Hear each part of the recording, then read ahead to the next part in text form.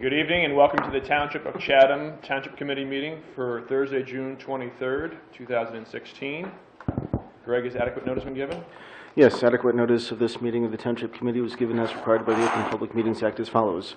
Notice was given both the Chatham Courier and the Morris County Daily Record on January 8th, 2016. Notice was posted on the bulletin board in the main hallway of the municipal building on January 8th, 2016. And notice was filed with the Township Clerk on January 8th, 2016. Thank you. Will you all stand, please, for the flag salute? I pledge allegiance to the flag of the United States of America and to the republic for which it stands, one nation, under God, indivisible, with liberty and justice for all.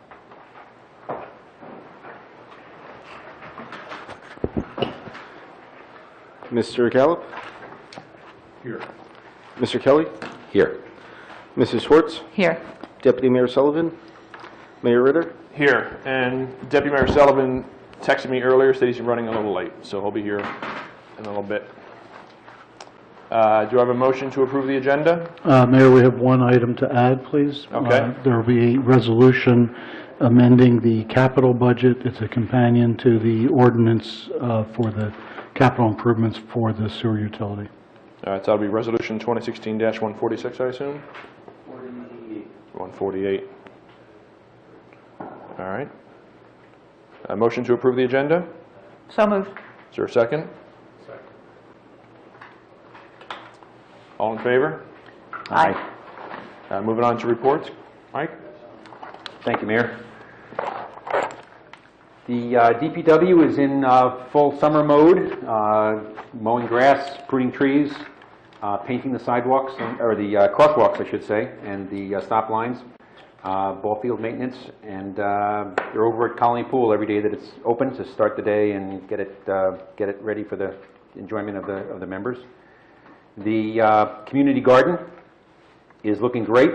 They had their second work day yesterday evening, where the plot holders come and put in some time just to make the common areas look good and weed-free, and so that was a nice event last night.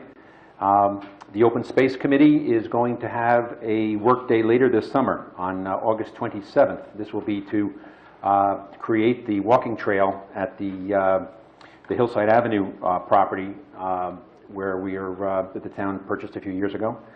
And between now and then, we have an Eagle Scout, Trey Hellman, who will be building and installing a picnic table and benches, a freestanding bench, and a bulletin board kiosk just to give people the little map of what's there.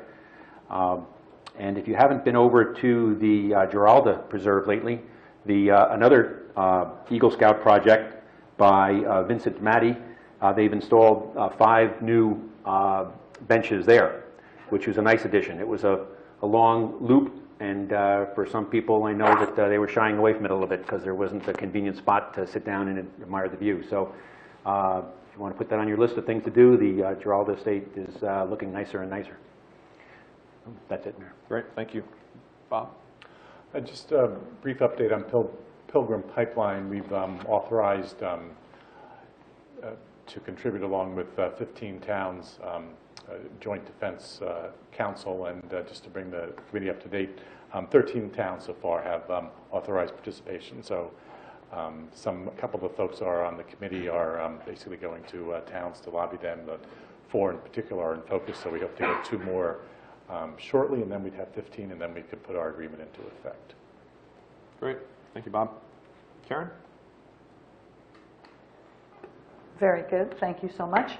The Senior Center Board met 2 weeks ago, and they had a representative from the Board of Education come to visit with them and be a little bit more, enhance communications a little bit more with the seniors. I think recent articles have quoted a number of 55% of our township residents that do not have kids in the school district. Of course, a great group of that is our seniors, so to have enhanced communication between our senior center and the Board of Education is very important, and I believe our Board of Ed is going to be more proactive. They've demonstrated that that's an initiative they want to take. Additionally, the Senior Center is looking to start a weekly Tuesday afternoon reflection group for women, seniors, obviously, and we're looking for a moderator for that. So if we have anybody in our listening audience who has experience in moderating groups and counseling and that sort of thing, it's not a full-time job. It's probably about 90 minutes a week on a Tuesday afternoon, but having a reflection group for senior women is something that the Senior Center wants to take advantage of. In the business community, some of our other senior entities, Juniper Village, Chatham Hills, Acute Care Center, and Pine Acres in Madison are hosting a first responders breakfast. That is Thursday, July 21st. So all of our volunteers, our first responders, police and fire are invited to come to Juniper for breakfast. That's Thursday morning, July 21 for our calendar, so that they can show their appreciation. I know that some of our senior facilities seem to tap into our first responders and our emergency personnel more than other sectors of our community. So they want to show their appreciation. And that's that for me. Great, thank you very much. A few items on my end. I think everyone knows Colony's officially opening this weekend. Open house is going to be Saturday and Sunday from 12 to 8. So we encourage anyone who's considering joining this great pool club to come on by, experience what it's like at Colony with all the new amenities and great activities that are scheduled. They got a live band on Sunday, the Rosewood Band, and then on Saturday we have a free skin cancer screening event from 2 to 4. Reminder, those who did not attend or review the last meeting regarding the mosquito Zika virus presentation, that now is online on the homepage. So take a look at that as you prepare for summer and what you can do to help alleviate the mosquito problem in our county and the town itself. And also remind folks the summer camp is taking registrations over at SBS. Another great deal in town, and you can go online to Community Pass to learn more about that. And then one other item, I think some people may have seen, the governor put out a fairness formula, school funding and property tax equity press release this week talking about funding more the towns that are basically funding other areas of the state. I spoke with a representative of the governor's office this morning. He indicated that were this to go through, Chatham Township would receive about $15 million more a year for the school district. The borough would get about $10 million. Average home would get a decrease in the property tax of about $3,800. So for those of you who are not aware of this, I encourage you to go on the governor's website excuse me, to learn more as this progresses through Trenton in the coming months. Turn it over to you, John. Thank you, Mayor. The paving in the Wickham Woods area has been completed. The contractor was back today just doing some cleanup. I have not checked that work, but it was just some minor cleanup items that he had to follow up with.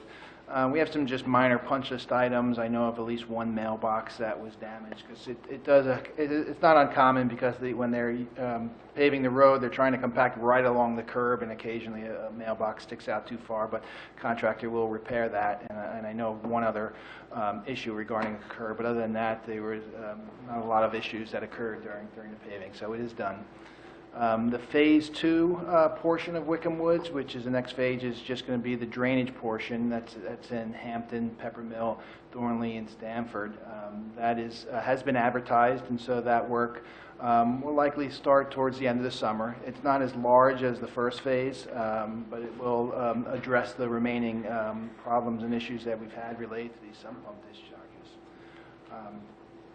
Other projects in the works is the Colony Pool wall replacement.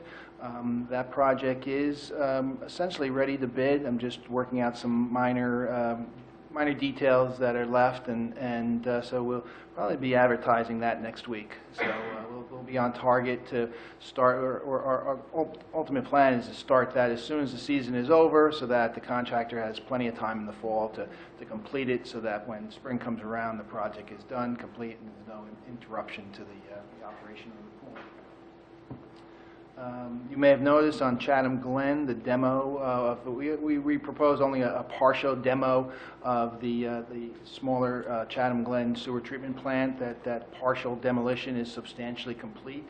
The remaining portion of the plant, there's a lot of equipment, electrical equipment, mechanical equipment that is going to try to be salvaged, sold, or recycled within things that we can utilize. So at the present time, you're going to work with the sewer department to just try to salvage whatever remaining equipment that we can utilize, and then we can plan the long-term means of what we do with the remaining portion of the plant. The remaining portion is there's no immediate concern or need to demo the plant. It is structurally, it's fine.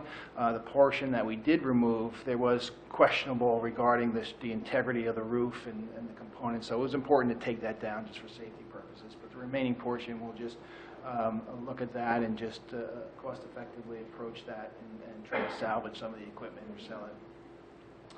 And then the Woodland Pathway, as I reported last meeting, permit application has been submitted to the DEP, and plans and specifications has also been submitted to the New Jersey Department of Transportation for approval. So hoping that that project, the DEP turns that around quickly. It's a relatively straightforward permit. It doesn't even require a fee as part of it. So I'm hoping that we could possibly towards the end of the summer initiate that project.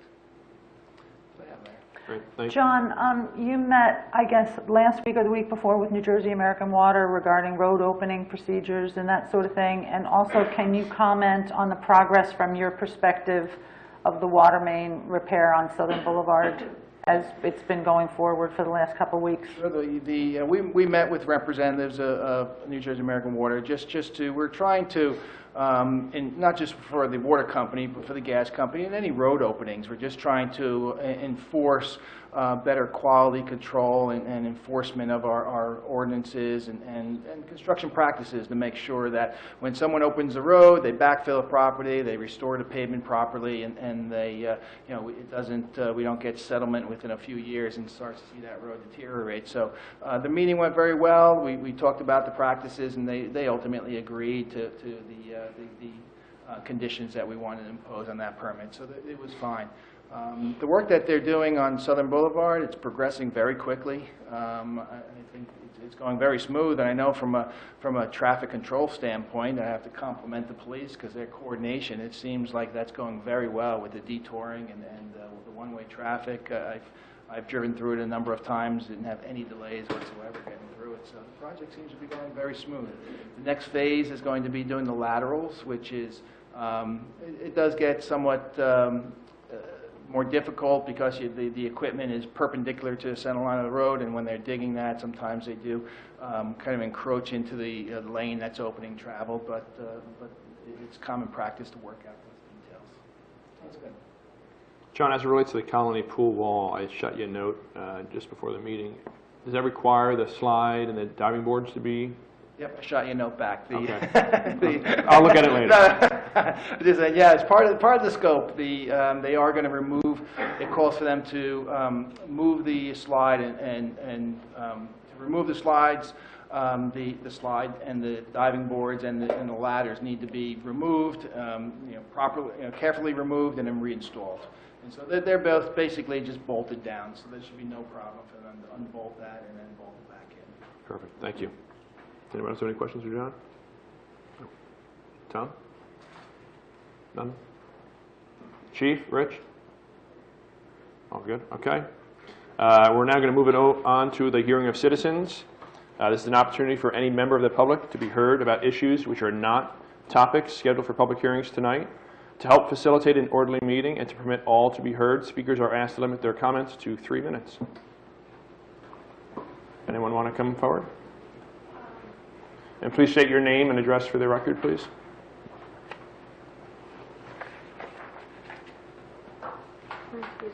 Yeah, right there, Jay. My name is Jay Pruitt, and I'm Dear Mayor and the members of Chatham Township Committee, my name is Jay Pruitt, and I'm a 7th grader at the Morristown Baird School. I am asking that you consider equalizing the number of trash and recycling days Currently, regular garbage is picked up twice a week and recycling is picked up every other week.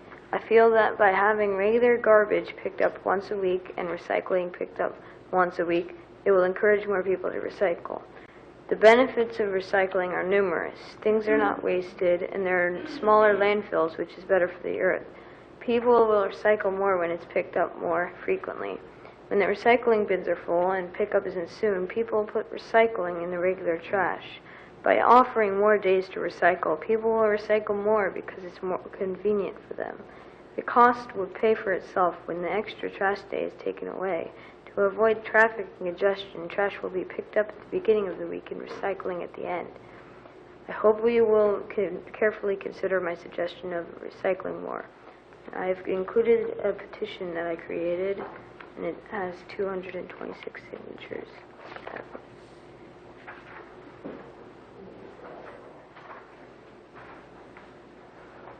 Any questions?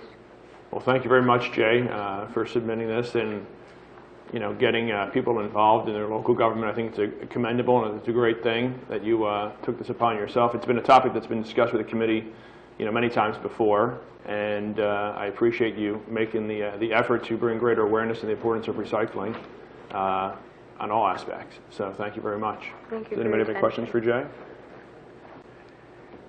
We do bat this thing around periodically. I mean, do we formally refer it to the Environmental Commission or anything to ask them to take another look at it? And I think we've actually, the Environmental Commission has looked at it, Tom's looked at it. I think we can discuss it more broadly perhaps in budget season next year in terms of what we can allocate. I know in talking with Tom, recycling, material to the funds you get for it are not basically what they were in the past. So while recycling is good in terms of revenue generated, to your point, Jay, it's not what it was in prior years. So, it's something to be considered perhaps, but not sure it's open, something to be, we would want to implement mid-year before further discussion and review by perhaps the committee. The Environmental Commission does discuss it on a regular basis, quite frequently. And once again, it's a matter of dollars and cents. Our county, Morris County, is the one that is responsible to come into Chatham Township every 2 weeks, as you know, to pick up the recycling. And our garbage is collected in Chatham Township by private contractors. So whereas we as township residents go and pay our trash collectors independently, and we can negotiate our own household expenses with those companies that collect our household trash. If we were to go to Morris County and say we want weekly recycling, then that means that all taxpayers would have to pay an additional amount. So it's a matter of really doing what's best for the entire township.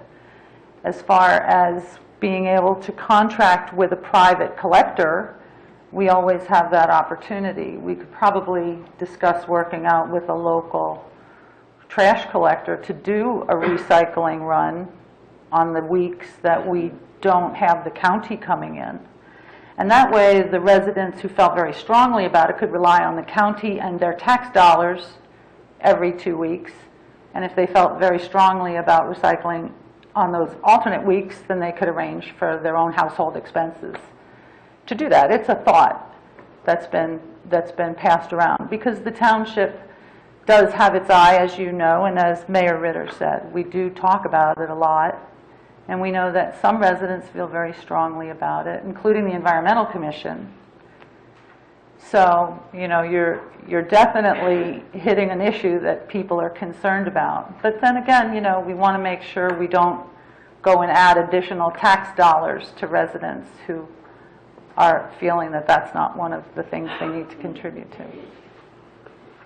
Thank you for your attention. Well, that's how things get Thanks, done, is when you come up here and say, goodbye. I will send everyone a copy of a scan of the petition tomorrow. Great.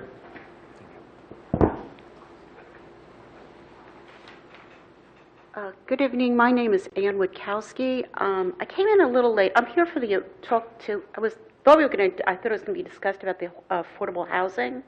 issues? Was that discussed already? No. Not yet? Okay. It's kind of odd talking about this before it's discussed. Fort Ann Witkowski, Fort E, Terrace Drive, Chatham, New Jersey. I'm just a little confused.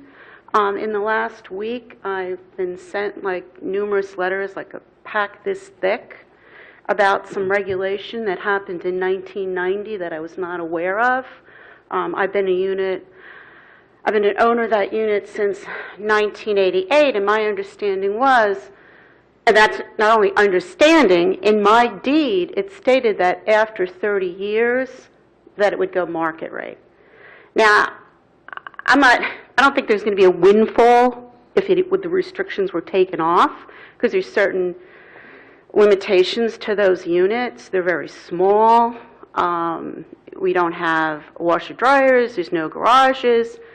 And after owning it for 30 years, I don't think I would make a windfall profit.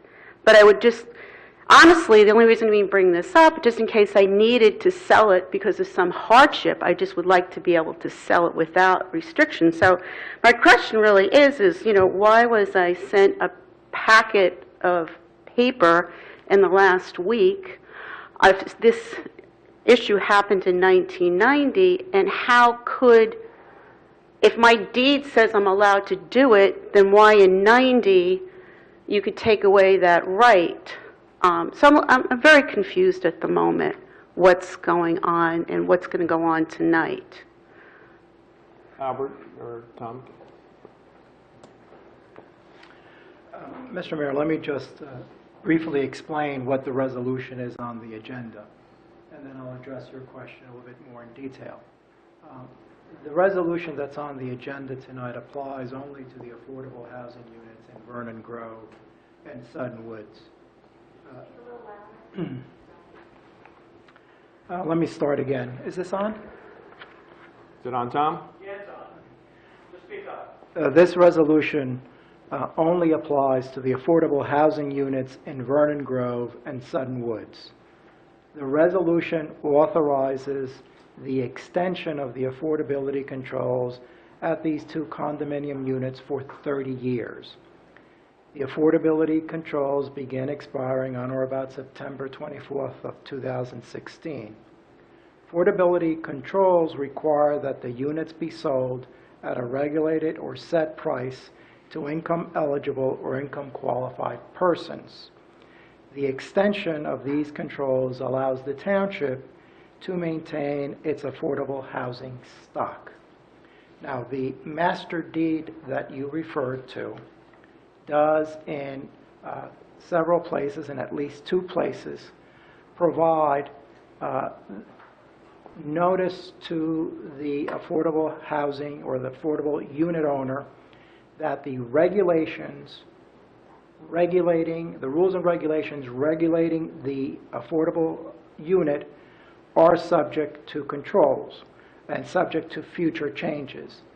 The master deed specifically, when you bought the unit, you agreed to the terms and conditions of the master deed by becoming a unit owner at those developments, and includes, and you agree to such documents as presently existed, or as presently exist, or as may be amended from time to time.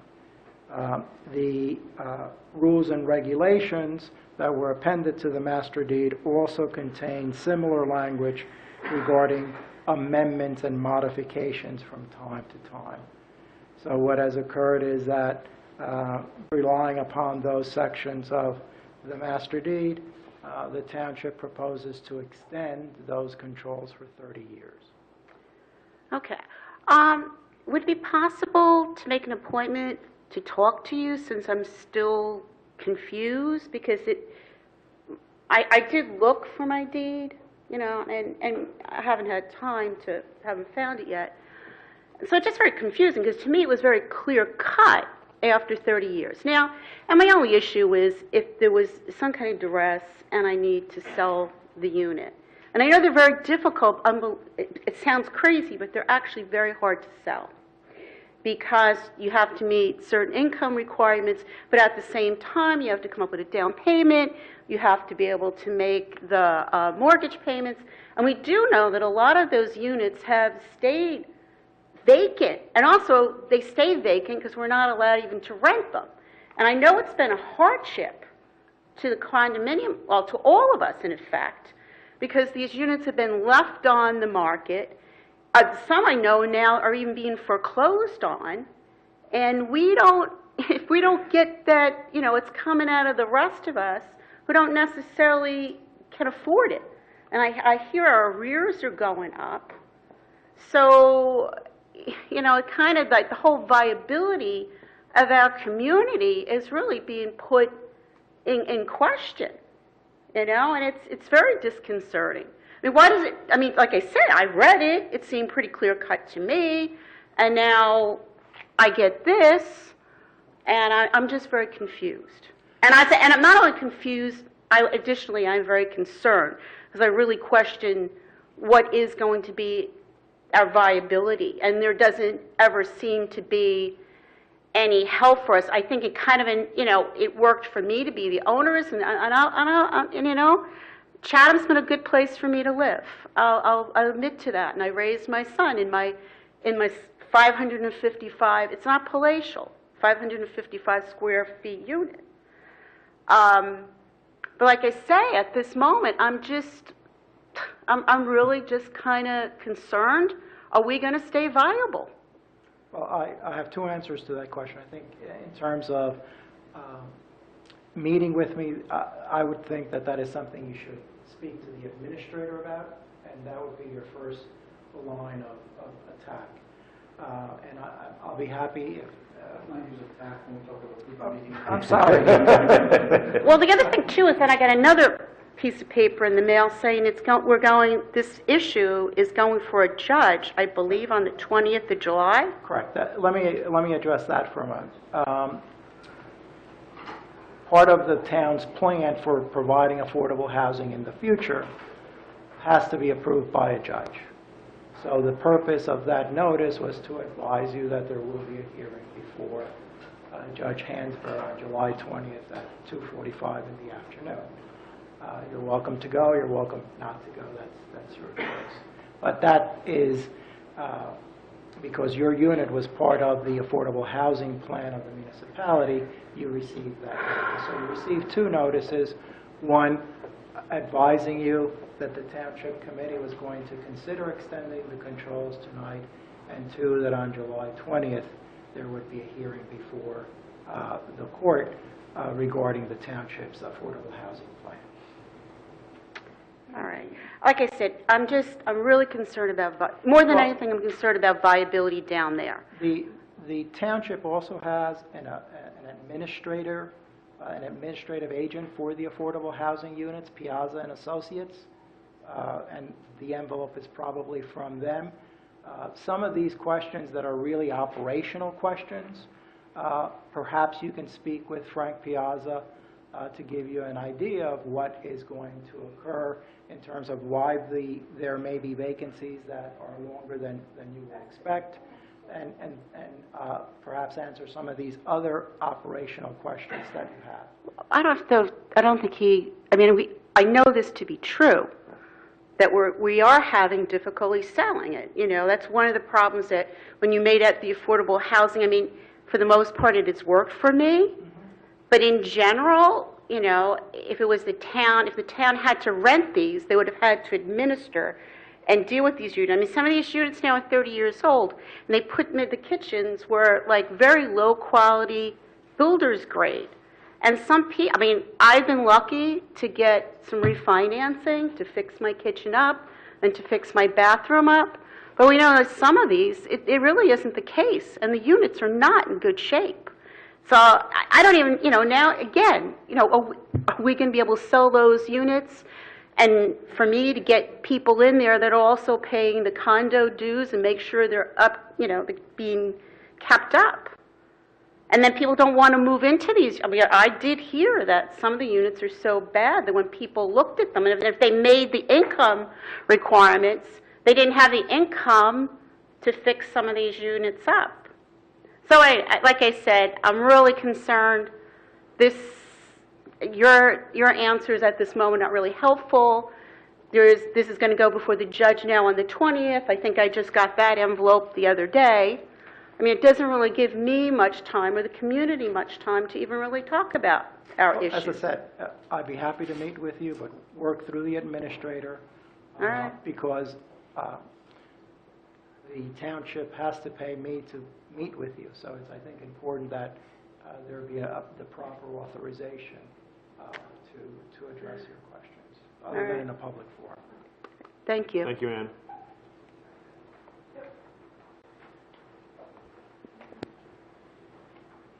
Yes, my name is Gisela McKenzie, and I live in 5E Terrace Drive. And I have the same questions that she did. But my question is, 30 more years of low income in those units is not going to be a good site. Because, like she said, the units are some of them are very bad. And then, how are we going to stay there for 30 more years in low income? Also, they promised us in the deed that it was going to go up. And they said there will be changes. But okay, it could be changes in some things, but they change it to, they promise us it's going to go a regular price. And now the change is a huge change. It's not like a little resistment. It's not like, the change that they leave at low income for another 30 years is not a change. It's a huge change. So I think that a lot of us have the same concerns here. So I hope you can listen to us. Right? Thank you.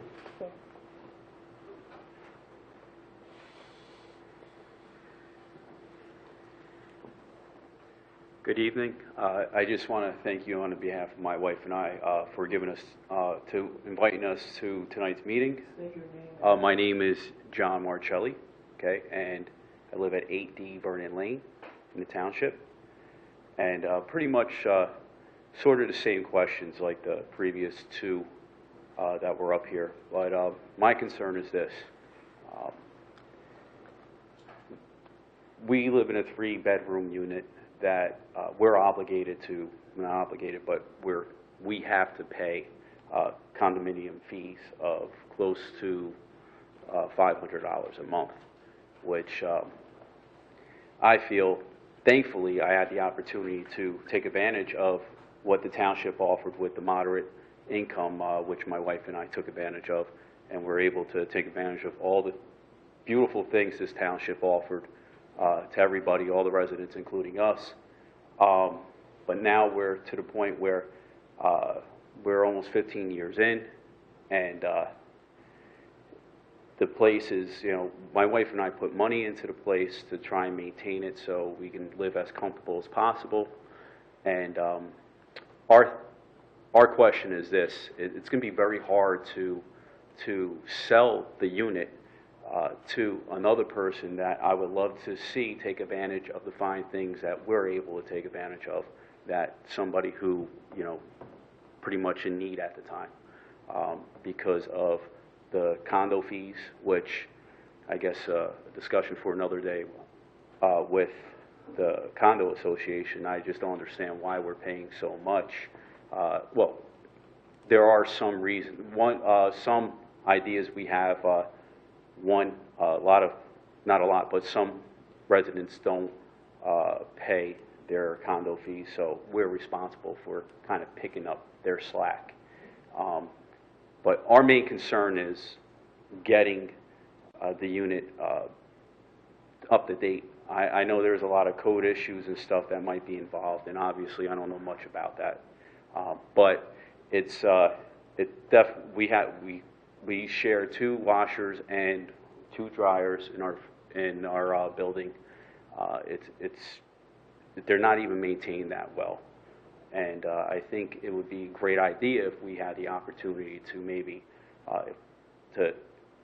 invest in putting either a larger laundry unit or a laundry room, so we can have more dryers and washers and dryers, or if we can maybe install something within our unit.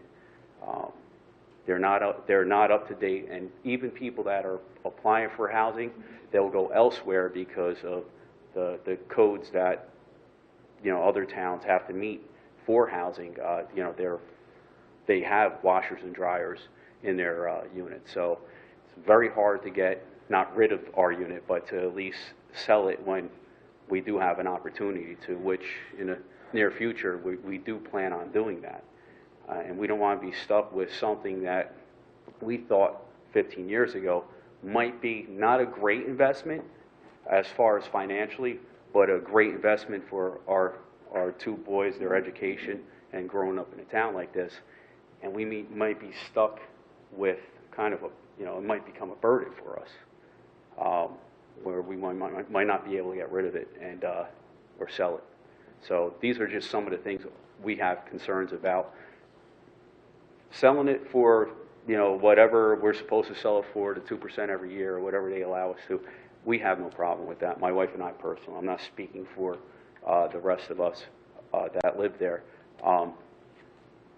But you know, we need to kind of, I mean, there is some gray there, and we really don't have an attorney or anybody like kind of representing us, or to at least break down some of the vague things in the contract or in the deed.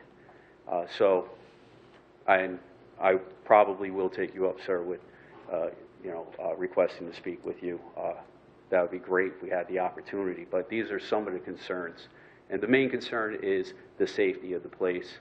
I mean, there are things that are broken down. We have people coming in and out all the time fixing and repairing, and 2 years later they're doing the same thing. So that's it. Thank you. Thank you, John. Can I just ask in terms of, well, you know, certainly you, but as consumers, if they're paying maintenance fees monthly to a condo association, and do you have any recourse with the work that's being done? Anybody that you can talk to? And I'm just a little bit baffled that you'd be paying a condo association money for repairs and basic necessities like washing machines and having no, it seems having like, such a lack of satisfaction in that regard. pardon me, but it seems like it's, I think they're still kind of picking up from, or trying to catch up from the previous associations that constantly keep passing the buck. For an example, you have these, the best way I can put it is like somebody who has a student loan and they're trying to pay it off, but it's being sold to different banks every year. That's what it seems like. And by the time we get to the current association, there are the people that we're paying, you know, writing checks to, it seems like they keep blaming the previous associations that handled our funds. And without looking at things, I'm sure there were some miscalculations or, you know, some bad budgeting with our associations, but we're paying for it. I mean, 445, pardon me, it's more closer to 450 than 500, but that's a lot of money to pay for, you know, for things that you're supposed to get done that are not getting done. Our landscaping is, unfortunately, it's not the greatest, you know. I mean, we accept where we live, but they don't even run the sprinklers. Right, and they can't afford to fix them. I mean, there's things, obviously, we have to take up with our association that you guys cannot address, but maybe it's time for you, you know, for you guys to be aware of kind of what's going on there, you know, because I'm sure this was taken care of 30 years ago, and it was kind of on autopilot, and not knowing some of the things that are going on in our little community. We just hope, being that it's on the record now, that maybe, because it is public, it is housing, I'm sure there are some guidelines that maybe they should be reinforced and looked into as far as these units being brought up to whatever possible code or updating that you guys can kind of help us get. Thank you. Thanks, John. You got it. Ann Wachowski, 4E Terrace Drive. Just addressing some of those issues. Since I was one of the original owners, I know somewhat of the background. The maintenance fees, part of it, it pays for the heat, it pays for our water, it pays for our gas, it pays for the landscaping, it pays for the snow removal. There's a lot of fees included within that fee. And I think we're talking about the washing machines. There are 8 laundry rooms that we share, which is, again, it's one of those things that when you compare it to the units in Chatham, that's not what people have. They have, you know, in their units they have washer dryers. I think the biggest problem we've had is actually arrears, where people don't pay. And we get we've had chronic problems with people in arrears. And then, of course, I think what this gentleman's been talking about, it's not so much our association, it's just whatever management company we've given the association's finances to. I know there was a couple issues sometime, but one good thing we've had, and it's Andrea had, our president. I mean, she's been on the board close to the 30 years, and she had a real good handle on it. But one thing is that, yeah, it's our arrears. Arrears kill us more than anything. We've had people that have done very unusual things in their units that have damaged other people's units. Like one time somebody took the plumbing out and just let it drip. And also, it wasn't the best construction. We know I had a pipe that broke in the wall, and it was going down into the sprinklers below. You know, we've had some issues. The construction wasn't the greatest. And maybe that is an issue with you if you want to keep these units for another 30 years. Well, they're just, you know, the problem is going to be the inside of these units are, like I said, some of them are I mean, I don't know what the percentage of people that actually redid their bathrooms. I hate to see what that MDF, 30-year-old MDF looks like, you know, from the cabinets, or the 30-year-old MDF in the kitchen looks like right now with the plumbing that Baker didn't always do the right thing on, or why we wasted heat for 28 years or 25 years in my unit because a valve was broken in the bathroom from the time that it was, and we were overheating my unit all the time. So there's just been other problems. I think the biggest problem is arrears. People that don't pay their bills, people that leave.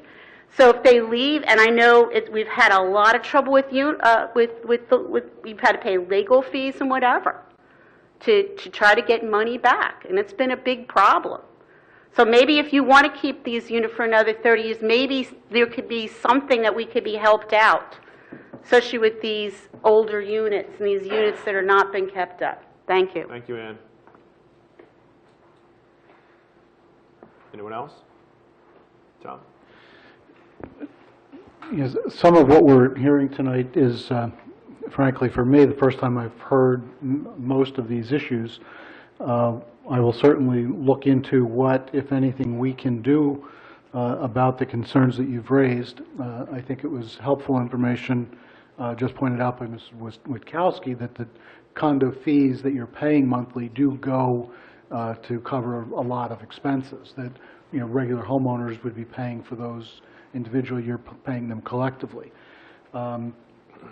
It's important, I think, for everybody to understand the role that we play.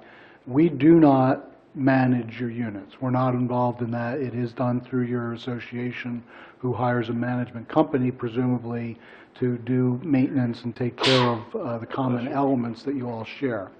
Our role is merely to market the units through Piazza Associates, to keep them in the affordable housing program, to make sure that as we go forward, people like yourselves in the future are able to acquire and live in those units.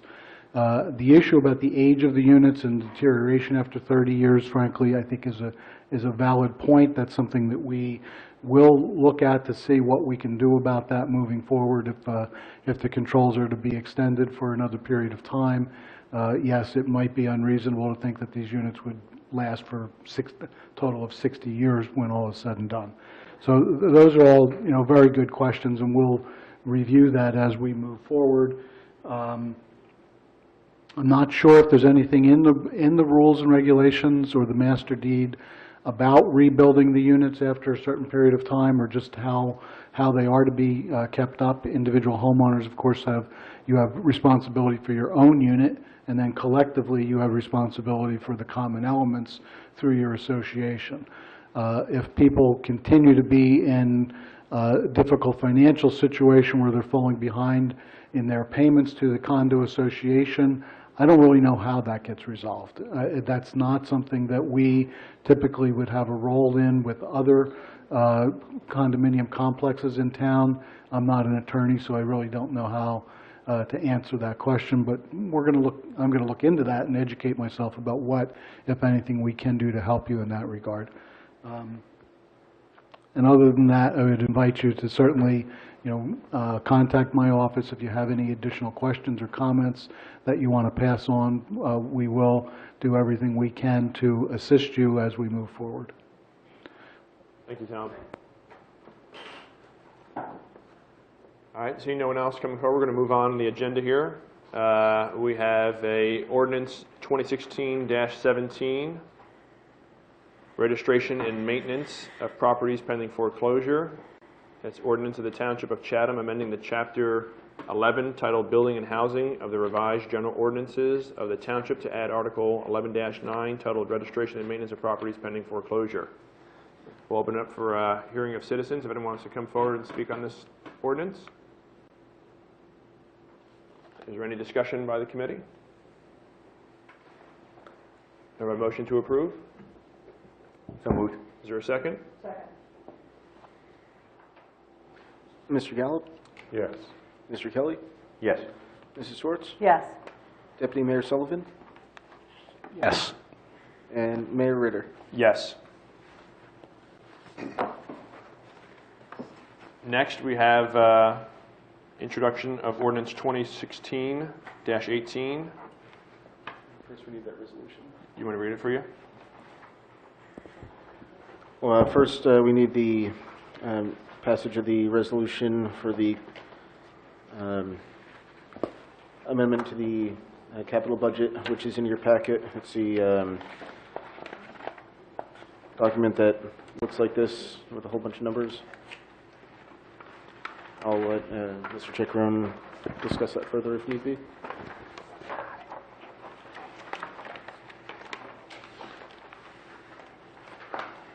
$147? No. Would be resolution 2016-148. I don't have 128. We're at 48. Yeah, I'm just looking for the resolution. This is the resolution. Okay. That happens to be the form that it comes in. All right, so I guess, are we going to introduce this and pass this first? Yes. All right, introduce resolution 2016-148, capital budget amendment. Is there a motion to approve? So moved. Is there a second? Second. Mr. Gallup? Yes. Mr. Kelly? Yes. Mrs. Schwartz? Yes. Deputy Mayor Sullivan? Yes. Mayor Ritter? Yes. Okay, now we can go forward with the introduction of the... All right, now to introduce ordinance 2016-18, bond ordinance to authorize the making of various sanitary sewer improvements and the acquisition of new automotive vehicle, including original apparatus and equipment in, by, and for the sewer utility of the Township of Chatham in the County of Morris, State of New Jersey, to appropriate the sum of $800,000 to pay the cost thereof, to authorize the issuance of bonds to finance such appropriation, and to provide for the issuance of bond anticipation notes in anticipation of the issuance of such bonds. Do you have a motion to introduce? So moved. Is there a second? Second. Mr. Gallup? Yes. Mr. Kelly? Yes. Mrs. Schwartz? Yes. Deputy Mayor Sullivan? Yes. Mayor Ritter? Yes. And public hearing will be on July 21st. Thank you. We have the consent agenda. Do you want to read that for us, Greg? For the consent agenda this evening, we have Resolution 2016-139, receipt of reports, 2016-140, approving meeting minutes, 2016-141, approving executive session minutes, 2016-142, releasing escrow balances, 2016-143, authorizing submission of municipal alliance grant, 2016-144, refunding colony pool fee, and 2016-145, refunding SBS camp fee. Any questions on the consent agenda? Nope. A motion to approve? So moved. Is there a second? Second? Mr. Gallup? Yes. Mr. Kelly? Yes. Mrs. Schwartz? Yes. Deputy Mayor Sullivan? Yes. Mayor Ritter? Yes. All right, moving on. We've got two possible items here for discussion. First is the affordability conversation we've been having. If Albert, you want to say anything else? No, Mr. Mayor, I gave an introduction at the beginning, and we've had the discussion with the residents, so it's, unless you have specific questions, you can move forward. Does anybody have any questions? No. So we have Resolution 2016-146, resolution of the Township of Chatham, Township Committee of the Township of Chatham extending affordable controls at Vernon Grove and Sutton Woods. A motion to approve? So moved. Is there a second? Second? Thank you. Mr. Gallup? Yes. Mr. Kelly? Yes. Mrs. Schwartz? Yes. Deputy Mayor Sullivan? Yes. Mayor Ritter? Yes. Our second item for discussion is Chestnut Road zoning. Tom, you want to enlighten the committee? Yes, Mayor. There was a question was brought up recently by a homeowner on Chestnut Road, which is the street right up here, dead ends, basically at the back driveway, adjacent properties that back up to the homes that are on Mountain View and Myersville, cuts in between the two. And the issue is that the majority of the homes and the properties that are on Chestnut Road are in the 10 to 12,000 square foot range. Yet the zoning map placed them in the R3 zone, which requires 20,000 square feet as a minimum and front yards of 50 feet and rear yards of 50 feet. Well, if you take a property that's only 100 by 100, you cannot have a 50-foot front and a 50-foot rear because there's nothing left. The adjacent zone is R4, which is 10,000 square foot minimum lots with a 25-foot front yard and a 45-foot rear. Building coverage and impervious coverage for all zones is a ratio based on the size of the lot, so that's really not at issue. The real issue is particularly the front yard setbacks and the inability of these undersized properties that were basically rendered non-conforming with the adoption of that zoning map to comply with those requirements in the event that they wanted to rebuild. Most of them, I think if you go down the street, you'll see that they do not comply presently with the bulk requirements of the R3 zone in that they don't have 50-foot fronts because they can't. So in looking at it, and I do have the blow-up of the zoning map if you want to look at it, it occurred to me that I believe that a mistake was probably made at some point in time with the adoption of the zoning map, placing that street in the R3 instead of the R4, and I'm suggesting and recommending that you refer this matter to the planning board for another look with possibility of redoing the map for Chestnut Road to place those in the R4 instead of R3. There are a couple of properties that are at this end of Chestnut Road that do meet the requirements for the R3 zone and could it'd be up to you and the planning board in the future to decide whether you wanted to treat those differently and carve them out and leave them in the R3 so that they can't be subdivided. They're half acre, they should remain half acre. But that's a matter to be decided down the road. But the majority of the street are undersized lots. In fact, most of the properties only front Chestnut Road on, I don't know what direction to call it, but the side, if you're going down the street, it would be the right-hand side. The left-hand side, it's really the rear yards of properties that front on Myersville Road, right out here. I think there's only one small house that is actually on Chestnut Road on that side. The rest of them are really Myersville properties that happen to front on two streets. So anyway, that's the long and the short of it. My recommendation is we send it to the planning board for a possible resolution to change the zone lines there. Anybody have any questions?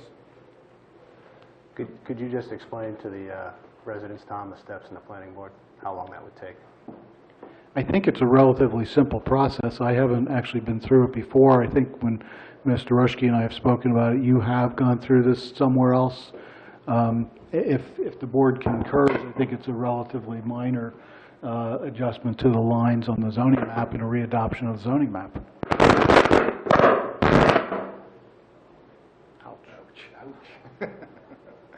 Mr. Cruz can correct me if I'm wrong, but my recollection over a recent modification is that the planner simply did a report to the planning board. They concurred with the proposed changes, and it frankly just came back to the committee for an ordinance to change it.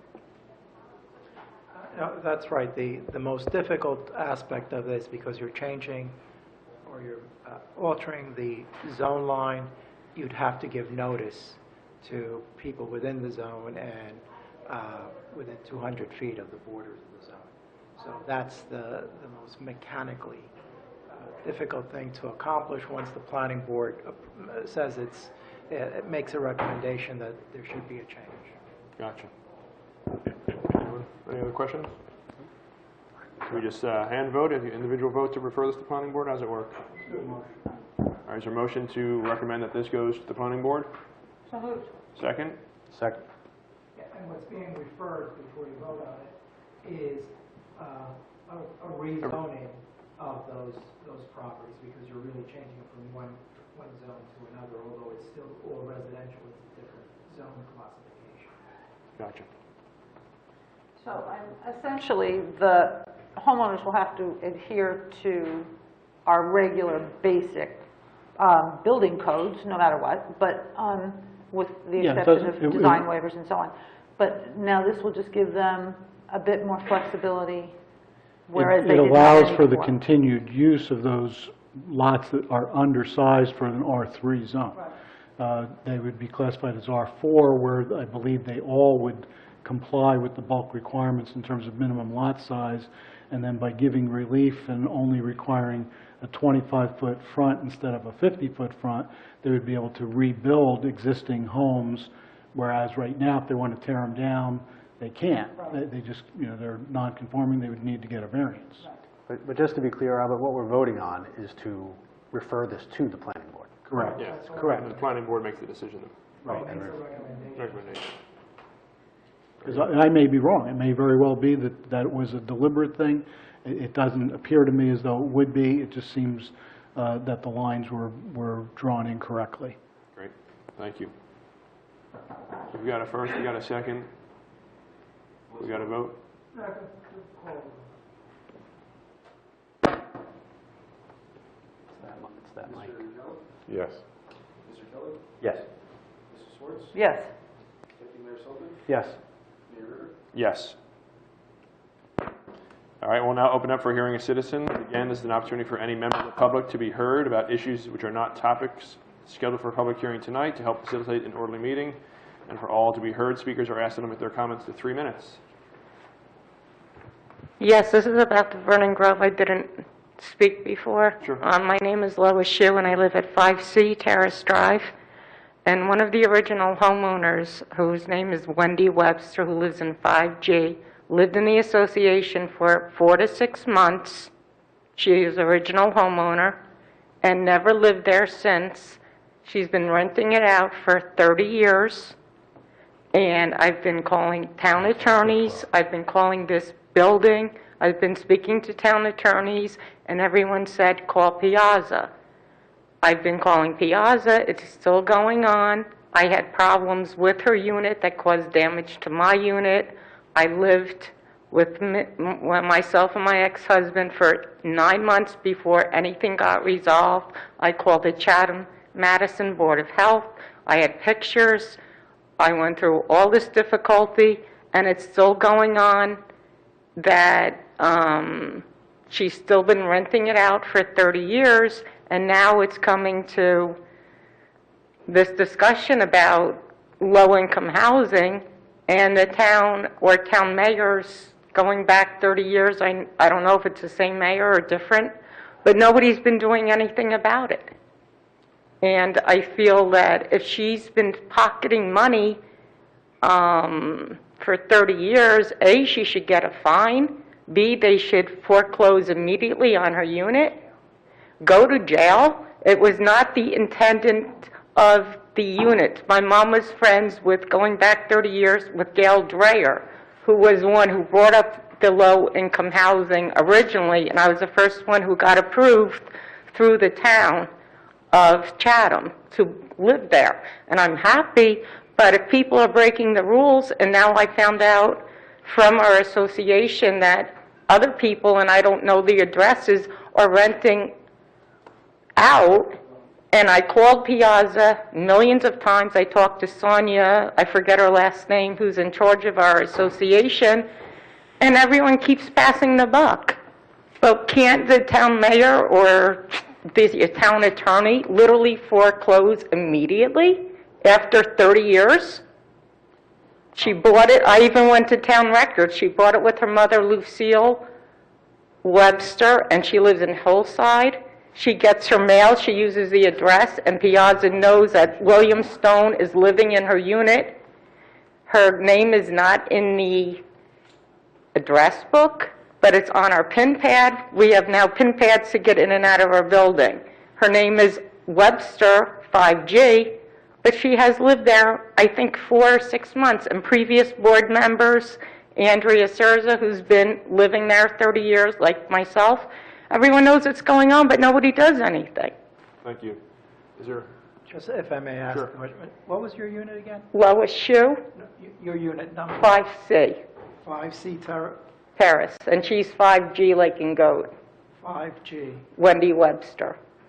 And I know it's also with her mother, Lucille, which I guarantee she was not low income at time of purchase. I think she just bought it as a scam of a way to make money. Thank you. Thanks again. We'll look into it for sure, Could someone call me? for sure. Could someone Absolutely. call and let me know or send me If a your letter? assertions are correct, we will certainly contact Can I you. give the attorney my phone You can number? give the phone number to the clerk. Does anyone else want to come forward? All right, we'll close out the hearing of citizens. We're going to move into executive session. I guess we'll wait for Greg to read the resolution.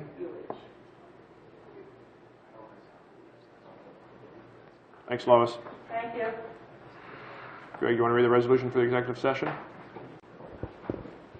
Resolution 2016-P-10, resolution of the Township Committee of the Township of Chatham in the County of Morris, New Jersey, authorizing conference of the Township Committee with the public excluded, whereas NJSA 10:4-12 of the Open Public Meetings Act permits the exclusion of the public from a meeting in certain circumstances, and whereas the Township Committee of the Township of Chatham is of the opinion that such circumstances presently exist, now therefore be it resolved by the Township Committee of the Township of Chatham, County of Morris, State of New Jersey as follows. 1. The public shall be excluded from discussion of the specified subject matter. 2. The general nature of the subject matter to be discussed is as follows. A. Pending litigation, Township of Chatham, Affordable Housing Declaratory Judgment Action and Fair Share Housing Centers Request for Mediation. B. Personnel. C. Property acquisition or investment options.